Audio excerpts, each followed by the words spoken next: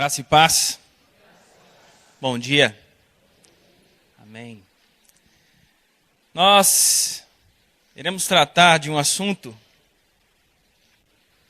que nós já conhecemos ele bem de perto. Sabemos muito sobre o novo nascimento, mas caminhando na igreja, andando com os irmãos, aparecem algumas inquietações em nós.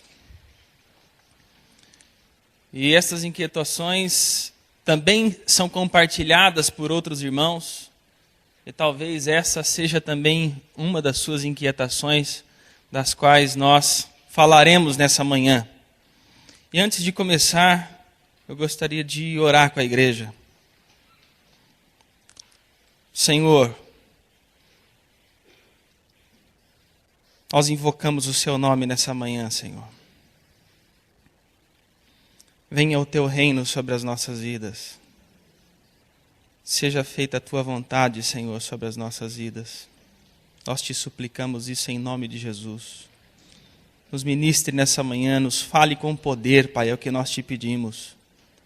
Em nome de Jesus. Amém. Tome o seu boletim em suas mãos, por favor. Nós vamos ler o texto que está em João. Nós vamos ler o versículo 3 e o versículo 5. João capítulo 3, versículos 3 e versículo 5. Vamos ler todos juntos. Jesus respondeu e disse-lhe: na verdade te digo, que aquele que não nascer de novo não pode ver o reino de Deus.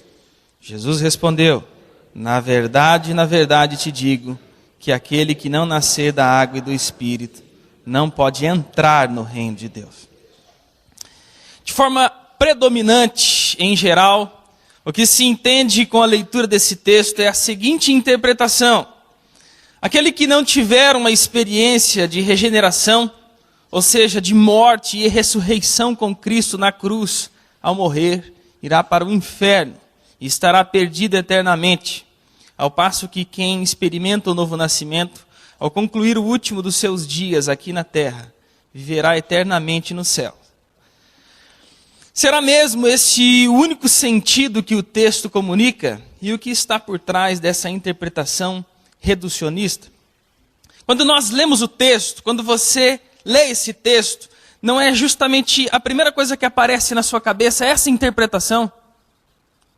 A primeira coisa que se descortina diante de nós é justamente essa ideia de que o reino de Deus é algo que não foi iniciado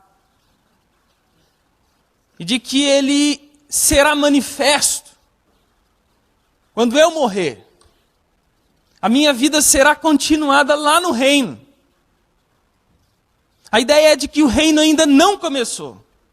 A ideia, portanto, é de que o reino não foi inaugurado. E de que o reino é algo que eu somente o vejo depois que eu morro. Invariavelmente, essa é a interpretação primeira que está na nossa mente quando nós lemos esse texto. Eu não quero fazer isso, mas apenas para provocar você.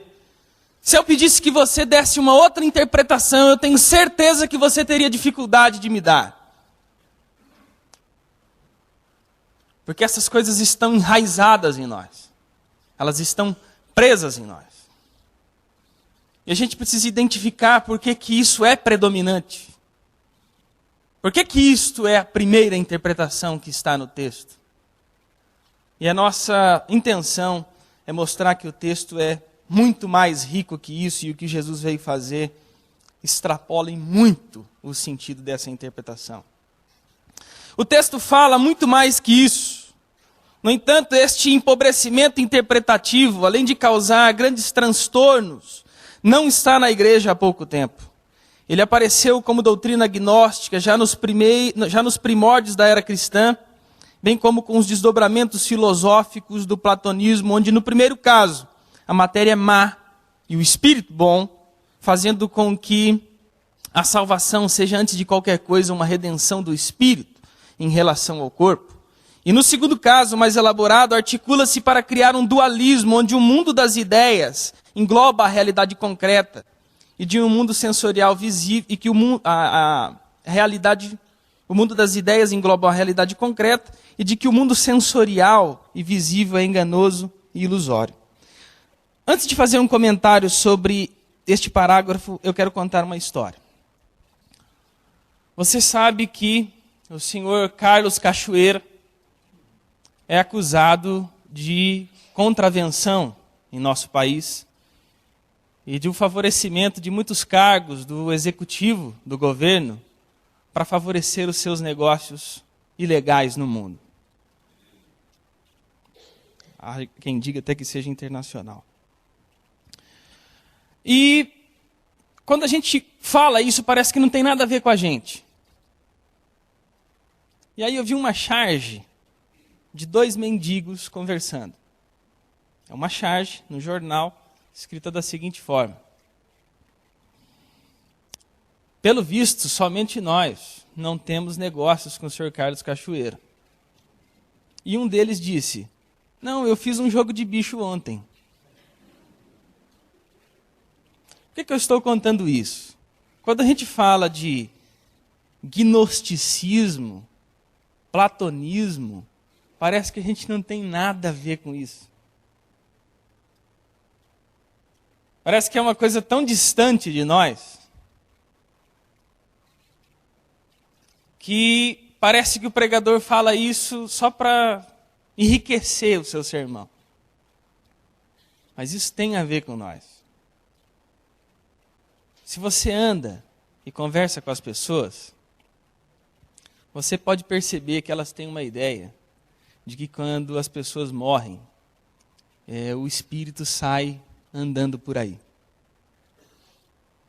Ora, isso não é o que Jesus nos ensinou. Jesus ressuscitou e disse: um espírito não tem corpo, toque nas minhas chagas, eu quero algo para comer. Ora, a proposta de redenção, de salvação de Deus, não é me libertar do meu corpo. É fazer uma redenção que está para além do meu próprio corpo. É a ressurreição da carne. Mas os gnósticos não ensinavam isso. Os gnósticos ensinavam que Sofia, que é a sabedoria, um ser espiritual, quis gerar um ser criado.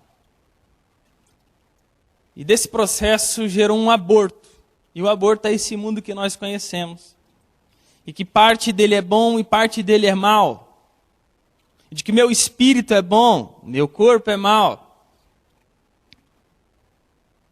E essas teses, esses ensinamentos, eles entram na igreja.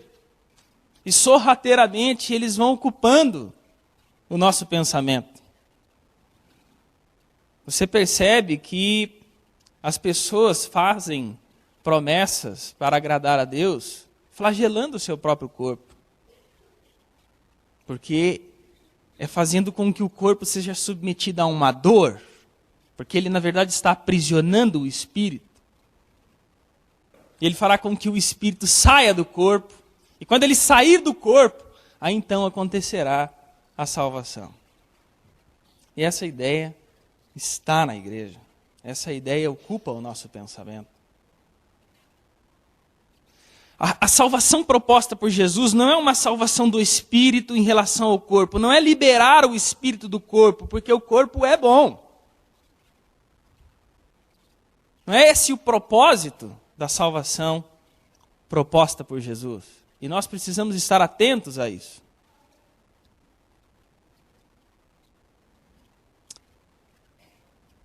Por admitir essa interpretação rasa, o alcance do Evangelho e da Boa Nova trazidos por Jesus Cristo, ficam confinados a uma concepção medíocre e adoecedora Note, esta interpretação não é propriamente dita contrária ao Evangelho, mas é a periferia dele, e que, portanto, se faz necessário uma releitura do texto, à luz do espírito das Escrituras, a fim de se descortinar um horizonte mais amplo e libertador. Se a gente tem essa concepção de salvação instalada, a gente imagina que tudo está para depois da morte e Jesus não fez nada para mim aqui agora. Esta concepção, ela favorece um isolamento da pessoa em relação ao mundo, um pessimismo em relação ao mundo. A gente nota que parece ser prudente esperar um futuro terreno pior. Eu preciso ser o profeta do caos. Quanto pior, melhor. Mais perto do fim nós estaremos. Nós nos esquecemos que o projeto de Jesus é colocar a igreja num lugar alto e iluminado, para que o mundo a veja e saiba que existe uma alternativa, uma forma diferente de viver. Existe uma forma diferente de viver trazida por Jesus, por aqueles que são discípulos do Senhor Jesus e que a vida deles é diferente, de modo a criar uma alternativa para o mundo. Nós, os discípulos, somos sal e luz da terra. Nós não temos o sal e nem temos a luz, nós somos o sal e nós somos a luz. A igreja é o sal que deve salgar, que deve conter o avanço da maldade no mundo, que serve como aquele que retarda o empobrecimento e o apodrecimento do mundo. Este é o sentido do Evangelho, de algo que deve acontecer agora.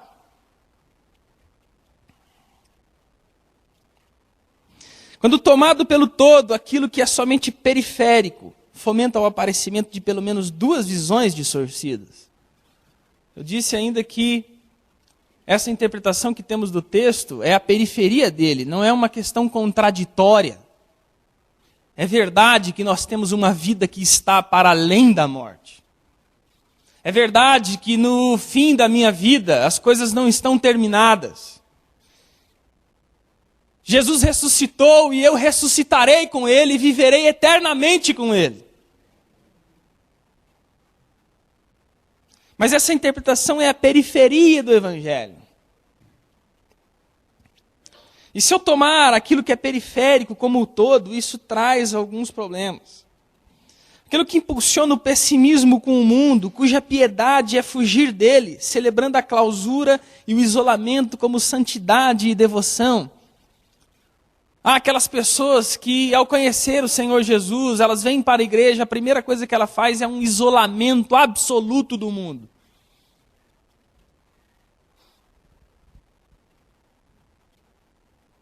É um isolamento. Ela quer distância do mundo. Ela não quer nada com o mundo. Ela cria essa redoma, essa coisa que faz com que nós temos que nos preservar do mundo. E a clausura é celebrada como santidade. O ostracismo é tido como devoção. O que faz com que a vida imanente seja apenas uma avaliação ou, no limite, um palco onde o pretendente ao reino metafísico atua mostrando toda a sua resignação para com o mundo e tudo aquilo que se pode tocar. Para este, tudo que existe é mau e pervertido. Neste ambiente, torna-se prudente esperar um futuro terreno pior e caótico. Tudo é mau. Se tudo é mau, eu devo me afastar disso que é mau, preservando a minha vida em santidade, para que quando a volta do Senhor Jesus, ou eu morrer, eu estarei garantido com Ele no céu. Eu preciso me distanciar. Os meus amigos, nenhum são crentes, eu não tenho amizade com nenhum, eu não quero nenhum contato com eles, porque eu tenho medo de que eles me influenciam, e eu perco a capacidade de testemunhar do Evangelho para essas pessoas.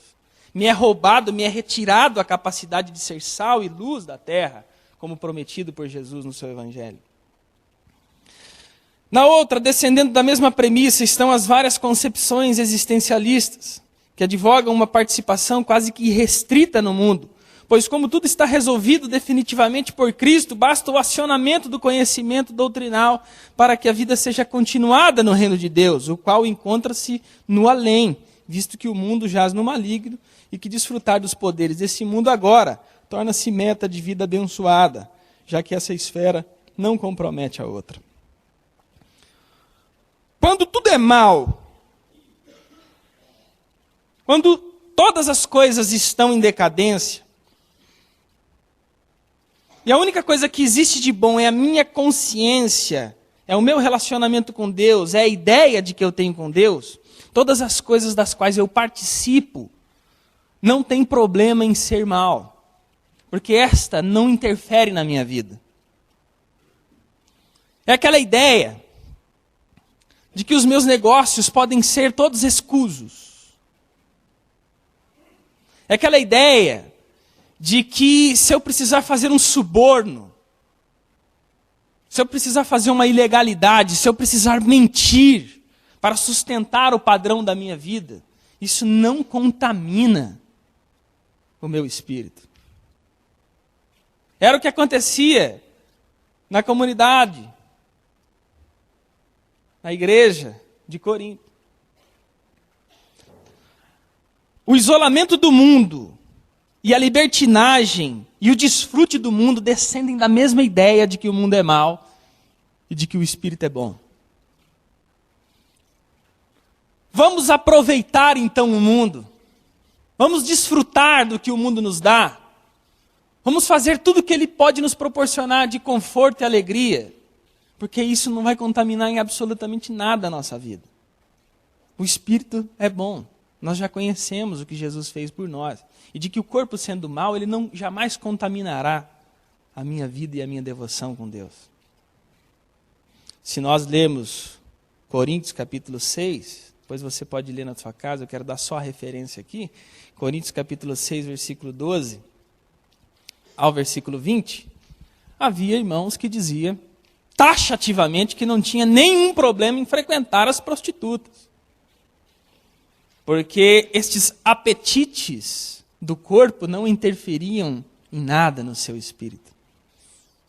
E é nesse conceito, é justamente nesse ambiente, é nesse contexto que Paulo diz que todas as coisas me são lícitas, mas eu não me deixarei dominar por nenhuma delas.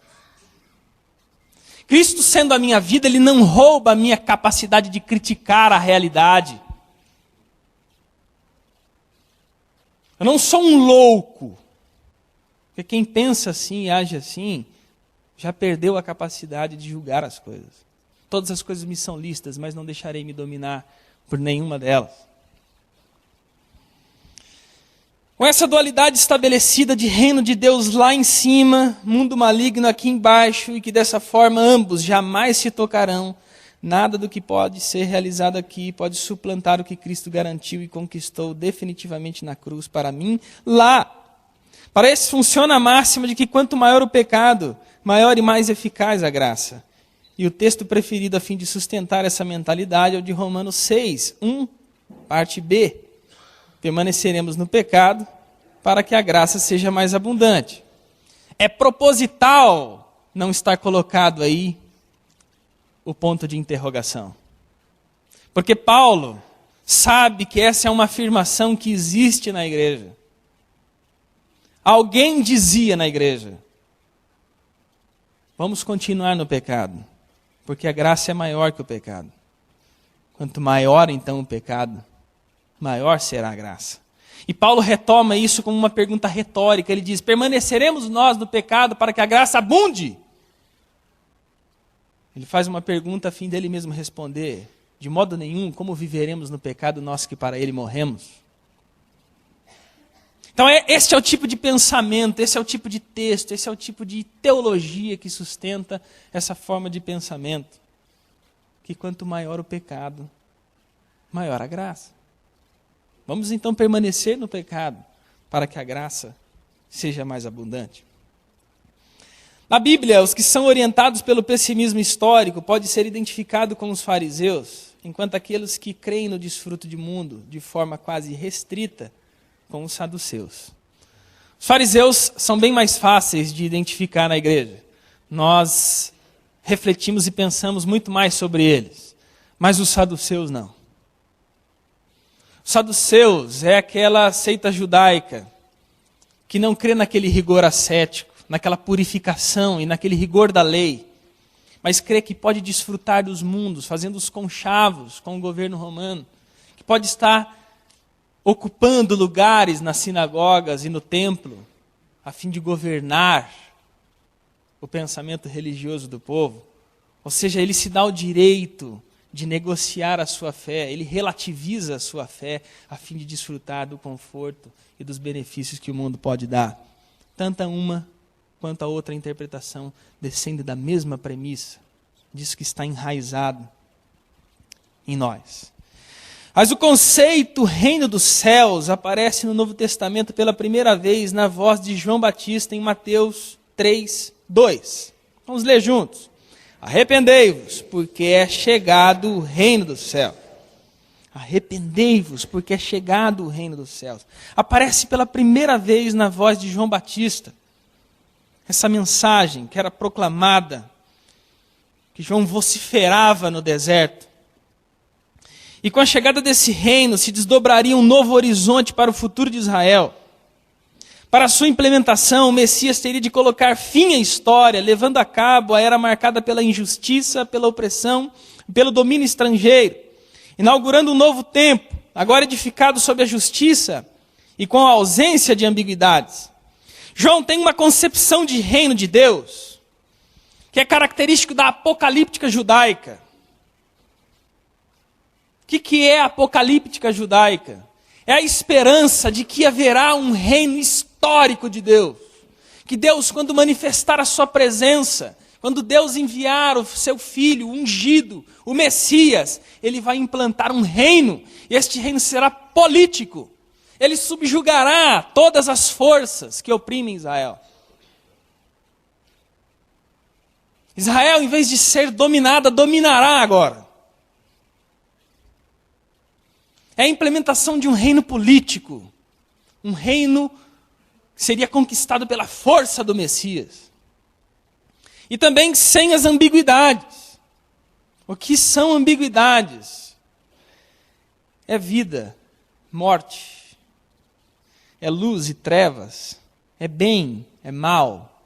É amor e indiferença. Esse mundo que nós vivemos é transitório. Existe uma força maligna sobre ele, que faz com que existam essas ambiguidades. Então o reino de Deus não teria essas ambiguidades. E também seria instalado pela força do Messias, e isso de forma política. E João dizia, quando o Messias chegar, vocês têm que se arrepender, porque o reino já vai ser inaugurado. Será posto um fim na história. Quando o Messias chegar, vai acabar tudo. Arrependei-vos. Esse era o conceito que João anunciava. A promessa fala de um reino onde não haverá doença, choro, dor, fome, guerra ou opressão. Enfim, trata-se de um reino sem maldade, sem rebelião. Trata-se de um reino sem morte, sem pecado, como podemos ler em Isaías 61, 7 e 8. Em lugar de vossa vergonha, tereis dupla honra, e em lugar de afronta, exultareis na vossa herança. Por isso, na vossa terra, possuireis o dobro, e tereis perpétua alegria, porque eu, Senhor, amo o juízo, e odeio a iniquidade do roubo. Dar-lhes-ei fielmente a sua recompensa. Era isto que João anunciava. João anunciava a chegada do reino, inaugurado pelo Messias. Contudo, esse cenário ocupado pela fé judaica, conhecida como apocalíptica, trazia uma expectação de juízo, onde o tempo seria inundado pela presença de Deus e que, portanto, os injustos e pecadores seriam definitivamente condenados. Com a chegada do Messias, Deus romperia os céus e habitaria na história. O eterno, o absoluto, aquele que vai habitar a história. E quando Deus vem com a sua presença, quando Ele manifesta a sua presença, fim da história. Não há tempo para mais nada. Vai acontecer agora juízo. A expectação era de que haveria um juízo. Por isso o senso de urgência de João Batista, ou seja, o seu anúncio era de que o arrependimento se fazia necessário, de forma imediata, pois com a chegada do reino não haveria tempo para mais nada, e que o próximo ato de Deus seria o de vingar os injustiçados, como podemos checar em Isaías 61, versículo 2, na parte A. A apregoar o ano aceitável do Senhor e o dia da vingança do nosso Deus. Deus vingará toda a injustiça, toda a maldade, nada vai passar em branco. Deus chegará com o seu juízo e vai julgar todos os seres humanos. Arrependei-vos, João dizia. E quando Jesus é anunciado no Rio Jordão como o Cordeiro de Deus que tira o pecado do mundo, o Batista o percebe como o Messias que realizará a justiça e que fará vigorar eternamente a paz sobre o povo de Deus. Daí o porquê da sua grita pelo arrependimento, pois anuncia que depois dele virá aquele que batizará com o Espírito Santo e com fogo, bem como toda árvore que não produzir bom fruto será cortada e lançada para ser queimada. João pregava que com a chegada do reino o julgamento seria pleno, imediato, e este sobre os critérios e rigor da lei. Toda árvore que não produzir bom fruto será cortada e será queimada, porque depois de mim vai vir aquele que não sou digno de desatar as suas sandálias. Ele vos batizará com o Espírito, com fogo. Só vai sobrar aquilo que é. Aquilo que não for, aquilo que não encontrar dignidade diante dele, será julgado e será manifestado o dia da vingança do nosso Deus.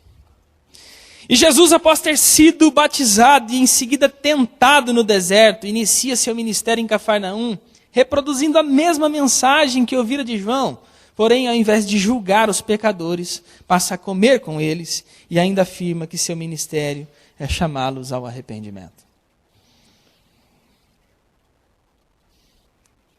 Não é que haja uma ruptura entre João Batista e Jesus. O fato é que há um distanciamento na compreensão da chegada do reino. Talvez é aqui que haja um distanciamento do ministério de João Batista e do ministério de Jesus Cristo. Jesus continua a falar exatamente a mesma mensagem dita por João Batista. Arrependei-vos, porque é chegado o reino de Deus. Mas cadê o juízo? Cadê o julgamento? Cadê a presença de Deus instalando o nosso reino político? Fazendo com que nós agora dominemos aquele que nos escravizava? Ora, João parece não acreditar muito que Jesus é o Messias. Jesus cura um servo de um centurião romano, símbolo máximo da opressão a Israel, pois os centuriões são comandantes da guarda romana. Ora, Jesus deveria subjugar o poder de Roma. Como agora ele está fazendo bem àqueles que nos oprimem? Ou seja, João, já preso e prestes à morte, oscila quanto à chegada do reino de Deus e pede que seus mensageiros indaguem a Jesus sobre a sua unção como Messias. És tu aquele que estava para vir ou havemos de esperar outro? João está preso, prestes a morrer. Eu sou a voz daquele que clamava no deserto, eu preparei o caminho do Senhor, iria chegar o reino. Eu vi o Espírito descer sobre Jesus, ungindo-o como aquele que retiraria o pecado do mundo? E por que agora, em vez de ele julgar os pecadores, ele está comendo com eles? E em vez de colocar nas cadeias e prisões os romanos, ele está curando os romanos? Isto porque o reino de Deus não é inaugurado pelo juízo imediato que ele faz dos seres humanos. Antes invade a história, trazendo para dentro dela o juízo sobre si próprio. Jesus, quando ele sabe que se ele manifestar a sua presença, o seu poder, a sua glória, nenhum ser humano subsiste diante dele, diante da sua justiça, diante do seu poder. Portanto, quando ele se manifesta, é necessário ele trazer a justiça sobre si próprio. A justiça que deveria ser aplacada com todo rigor sobre a minha vida e sobre a sua vida, Jesus a traz sobre si mesmo. Desde o primeiro homem que nasceu até o último homem que nascerá e viverá sobre essa terra, toda a justiça que deve ser feita sobre eles, Jesus atraiu sobre si na cruz do Calvário. Toda a justiça. Tanto é que quando Jesus lê o texto, em Lucas capítulo 4, nós vamos chegar ali, não mais aparece o dia da vingança. Jesus não lê que chegou o dia da vingança. Chegou o reino de Deus, aonde a doença está relativizada, aonde o pecado não tem mais a última palavra, aonde os mortos não continuarão mortos, mas ressuscitarão. Cadê o dia da vingança? Jesus não lê que chegou o dia da vingança do nosso Deus, porque ele sabe que ele seria o responsável por aplacar toda a ira de Deus sobre si mesmo no madeiro. Jesus sabe que isso é necessário. A pena que deveria ser sentenciada, esmagando os pecadores, é colocada agora sobre os ombros de Jesus. No reino de Deus, Jesus sabe que para a sua deflagração é necessário que toda iniquidade, pecado, dívida e morte sejam tragadas pela vitória na cruz, fazendo com que o dia da vingança recaia totalmente sobre o seu corpo moído no madeiro. Talvez seja isso que João desconhecia. João talvez desconhecia que toda a justiça de Deus seria realizada pelo Cordeiro de Deus, em quem Deus tem total contentamento.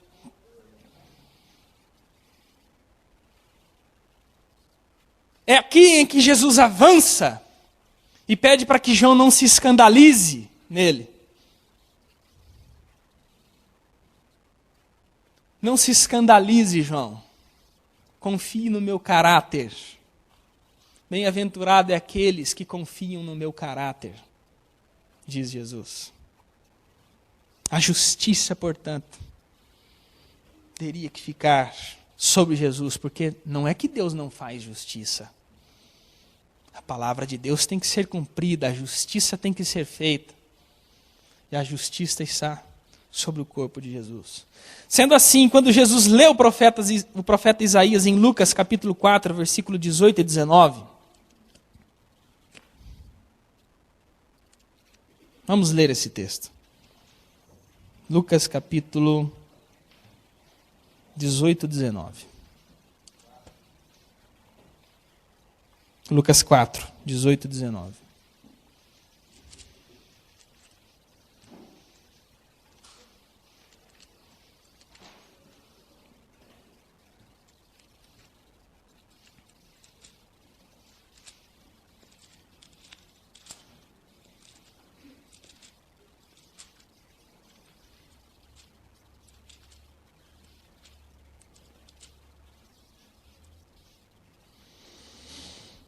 O Espírito do Senhor é sobre mim, pois que me ungiu para evangelizar os pobres, enviou-me a curar os quebrantados do coração e a pregoar liberdade aos cativos e dar vista aos cegos e pôr em liberdade os oprimidos e anunciar o ano aceitável do Senhor. Cadê o dia da vingança? Está lá no texto, nós lemos ainda há pouco em Isaías. A promessa era de que haveria um dia da vingança. Por que Jesus não leu? É chegado então o dia da vingança. Porque ele sabia que toda ira de Deus estaria sobre si quando fosse levantado naquela cruz.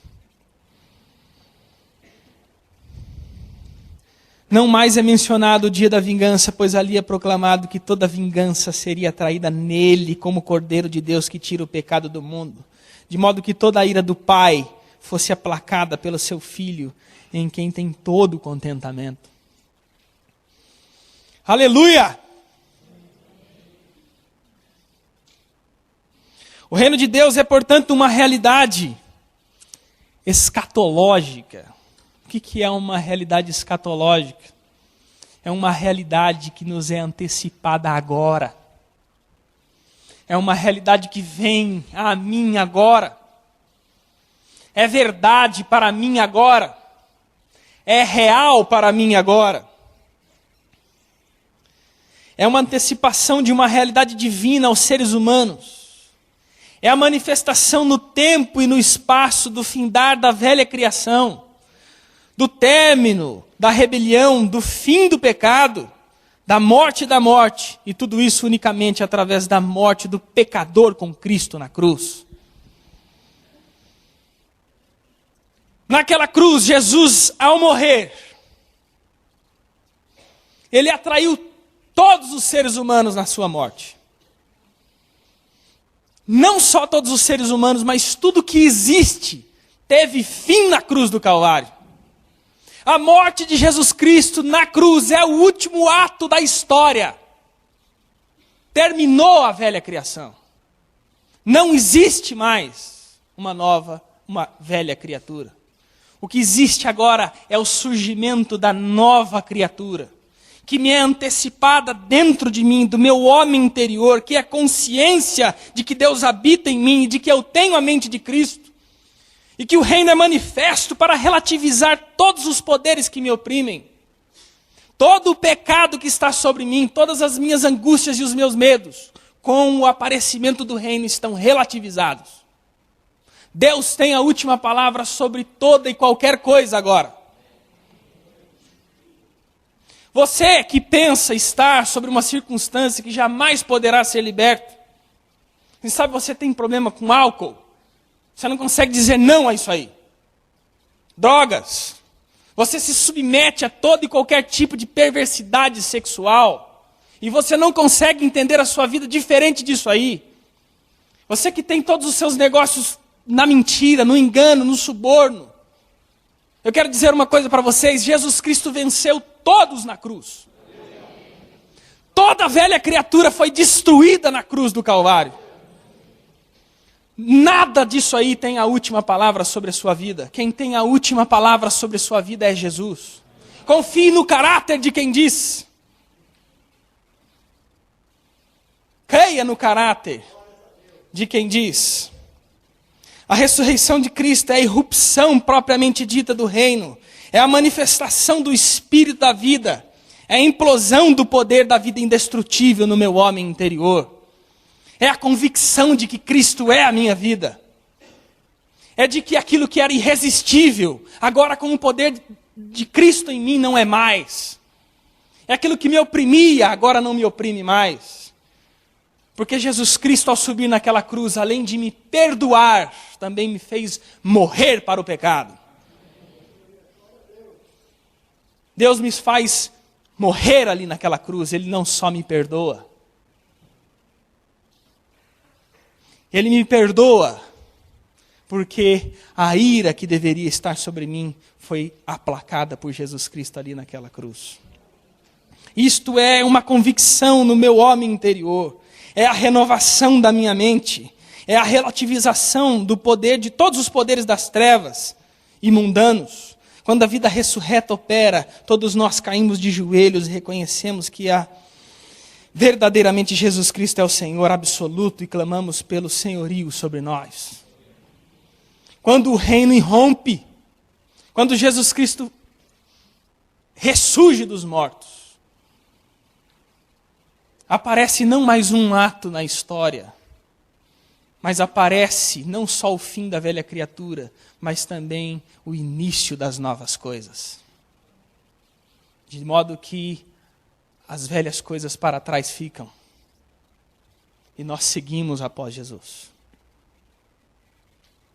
De modo que Jesus inaugura um novo e vivo caminho. Portanto, a questão do novo nascimento, meus irmãos, não é se você teve a experiência da regeneração. A pergunta primeira é se Jesus Cristo é o Senhor da sua vida. A questão é se Jesus de fato reina sobre a sua vida. Por que digo isso? Nós temos uma ilusão. Nós temos uma ilusão, imaginando que a minha vontade, o meu desejo, ele vai estar em sincronia absoluta com Deus. Deus vai retirar de mim todos os desejos e todas as vontades, de modo que eu espero isso acontecer, e que se isso não acontecer, eu espero um tempo, e digo que Deus está trabalhando nisso. Eu espero que a minha vontade entre em plena harmonia com Deus. Mas quando eu reconheço Jesus como Senhor, a minha confiança deve estar muito mais naquilo que Ele diz do que sobre aquilo que eu penso. Haverá momentos em que a minha vontade e o meu desejo se confrontarão terrivelmente contra a vontade de Deus. Nesse momento é hora de eu checar se a minha vida está pautada naquilo que eu sinto, penso e desejo, ou se está pautado sobre aquilo que Jesus diz acerca de mim. Se Ele repousa, se a minha vida está pautada sobre aquilo que Jesus diz acerca de mim, eu digo sim, Senhor. Mesmo que vá contra toda a minha lógica, mesmo que vá contra tudo aquilo que eu penso, eu não posso sair do barco se não for terra firme. Se for na água, eu vou afundar. Mas quando Jesus disse, a sua palavra deve ser considerada um terreno mais sólido do que o chão que sustenta o peso do meu próprio pé, do meu próprio corpo. Porque é no caráter dele que eu devo confiar. Se foi Jesus quem disse, eu posso acreditar. Ele é, eu não sou. A minha vida é relativa, é cheia de ambiguidades, mas a sua palavra não é. Contra todo um mundo que diz que todas as coisas são relativas, a palavra de Deus não é relativa. A vida da ressurreição é a relativização do poder da carne, pois como Paulo anuncia em Colossenses 2, 11, 14, nele também fostes circuncidados não por intermédio de mãos, mas no despojamento do corpo da carne, que é a circuncisão de Cristo, tendo sido sepultados juntamente com ele no batismo, no qual também fostes ressuscitados mediante a fé no poder de Deus que o ressuscitou dentre os mortos. E a vós outros, que estáveis mortos, pelas vossas transgressões e pela incircuncisão da vossa carne, vos deu vida juntamente com ele, perdoando os nossos delitos, tendo cancelado o escrito de dívida que era contra nós e que constava de ordenanças, o qual nos era prejudicial, removeu-o inteiramente, encravando na cruz. Quero chamar a atenção para o fato de que nele também fostes circuncidados, não por intermédio de mãos, mas no despojamento do corpo da carne. Do corpo da carne. Carne e corpo não é a mesma coisa. Quando a gente lê na Bíblia as obras da carne, a gente imagina que é as obras dos ossos, músculos, tendões. As obras da carne, meu irmão, é a estrutura da velha criatura. É a estrutura que, quando conheceu a realidade, já conheceu a rebelião diante de Deus.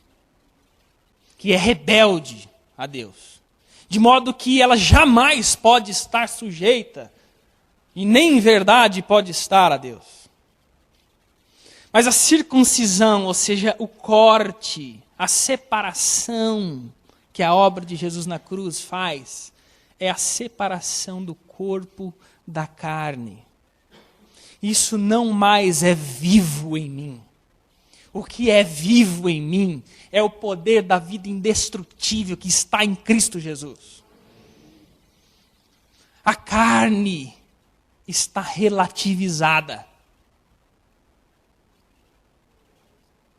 Os meus instintos, aquilo que eu sou, aquilo que me norteia como ser humano, aquela condição na qual eu jamais me vejo fora dela, foi desfeita na cruz do Calvário. É no despojamento do corpo, da carne. Esta é a obra de Jesus Cristo. Esta é a obra de Deus que convida a toda humana criatura a participar de seu reino. Um reino que suspende todos os outros reinos, onde Jesus Cristo é o Senhor.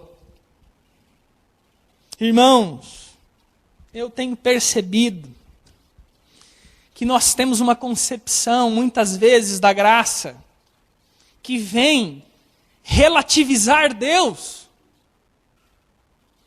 que vem mudar Deus.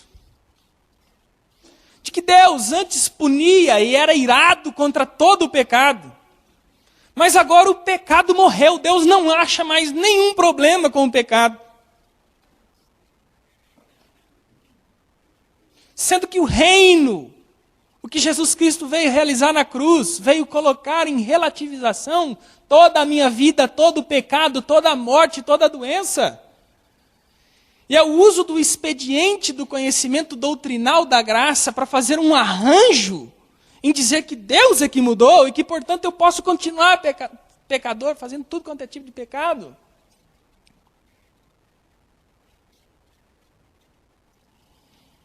E aqui há de ser dito com toda força que este reino não está aberto a relativizações. Ou você está nele e o vê desde dentro, ou está do lado de fora, sem ainda contemplá-lo. Não advogue em causa própria, desejoso por uma salvação que lhe perdoe, mas que não te liberta. Não tente salvar-se, tranquilizando sua consciência pelo conhecimento doutrinal. Ou Cristo é a sua vida, ou ainda não morreu para o pecado. Escute aqui, irmãos. O conceito de graça de Deus não é igual àquele conceito de graça que nós vemos na época de carnaval, no litoral, em que é distribuídos os preservativos de graça. Ora, isso aqui custou o sangue de Jesus. Não é verdade que Deus não exige nada. Deus exige a morte do pecador. Qualquer coisa diferente disso não é íntegro. Por que motivo Deus me perdoaria e não me transformaria? Por que motivo Deus me perdoaria e não me faria semelhante ao seu Filho Jesus Cristo? Aquele que começa a boa obra é fiel até completá-la. Deus não só me perdoa, ponto. Deus me perdoa, porque eu também morri na cruz juntamente com Ele. De modo que quem morreu é que está justificado do pecado. Não, 1000 vezes não, jamais relativize o reino, não tente argumentar que a graça lhe aceita como você é, pois ela lhe recebe como está. Contudo, deseja fazer de ti conforme a imagem de Jesus, a fim de que ele seja o primogênito entre muitos irmãos. Deus, ao me perdoar, a me fazer uma obra graciosa, absoluta na cruz do Calvário. Me persuade agora pelo Espírito a reconhecer e dar a Ele razão. E eu reconheço que estou crucificado com Cristo, porque eu só posso dizer que vivo não mais eu, mas Cristo vive em mim, se eu dizer primeiro que eu estou crucificado com Cristo. Deus me recebe como eu estou.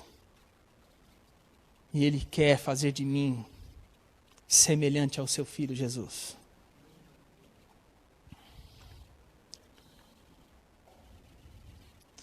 O reino é manifesto, é chegada a salvação. Não pise o Filho de Deus, nem profane o sangue do testamento com que foi santificado, fazendo agravo ao Espírito da graça. Texto que está em Hebreus 10, 29. O que é fazer agravo contra o Espírito da graça? É dizer que Deus não é a minha vida. É dizer que Jesus não é a minha vida. E que não importe o que eu faça, não tem problema o que acontece comigo. Quando eu morrer, eu vou para o céu, porque a graça de Deus é absoluta. Isso é relativizar o reino. Isso é profanar o sangue do Novo Testamento. Que em nome do Senhor Jesus, reconheçamos o senhorio de Jesus sobre as nossas vidas. E que tomemos cada dia a nossa cruz e o sigamos. Porque a única forma de viver diante de Deus é entregando nossos corpos como sacrifício vivo, santo e agradável a Deus. Que é a única forma de conhecermos qual é a boa, perfeita e agradável vontade de Deus. Que Deus nos abençoe. A mensagem que você acabou de assistir faz parte do Ministério de Comunicação Palavra da Cruz. Temos um grande acervo de estudos bíblicos em áudio e vídeo. Distribuímos também, gratuitamente, o jornal mensal Palavra da Cruz. Entre em contato conosco pelo fone fax 0 operadora 43 3322 3037 ou pelo e-mail com@palavradacruz.com.br. Visite-nos também pelo site www.palavradacruz.com.br. Graça e paz.